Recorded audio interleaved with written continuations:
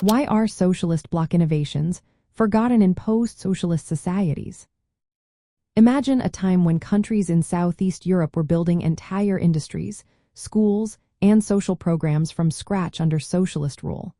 Now, think about how quickly many of those achievements seem to have disappeared from memory. It's a fascinating puzzle. After the fall of socialist regimes, many innovations from that era were pushed aside or forgotten altogether. But why does this happen? Let's look at the main reasons behind this shift. First, when countries moved from centrally planned economies to market economies, they often prioritized privatization and opening up to Western markets. This meant they focused on new businesses and foreign investments, not on old socialist projects.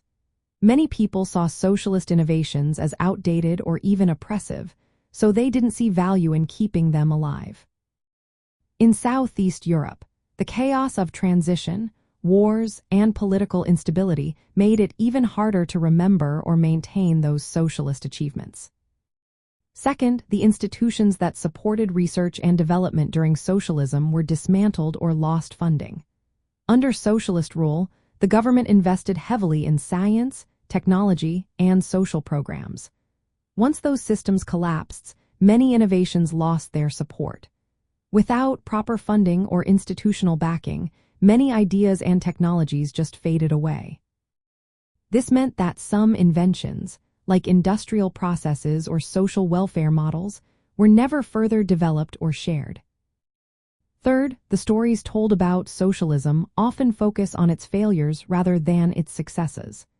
Politicians and media in post-socialist societies tend to highlight problems like economic hardship or political repression.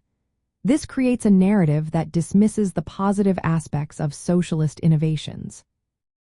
In regions like Southeast Europe, where history is complicated by conflicts and national identities, this tendency to forget or ignore the socialist past becomes even stronger. Fourth, globalization and Western influence play a big role. Countries in Southeast Europe now relying heavily on Western technology and standards. Imported products and ideas often replace locally developed socialist innovations. This makes it easier to forget what was created during the socialist period, even if those innovations could still be useful today. In practical terms, this forgetting means valuable solutions are left unused or lost.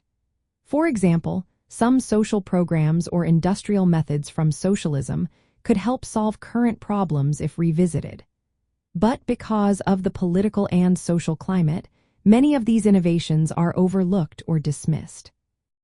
So, in the end, socialist innovations are forgotten because societies rejected their socialist past, restructured their economies, and embraced Western models. In Southeast Europe, these factors are made even more complex by history, conflict, and the push to fit into a global economy. Recognizing and understanding this history could help us see how some of those innovations might still be useful today.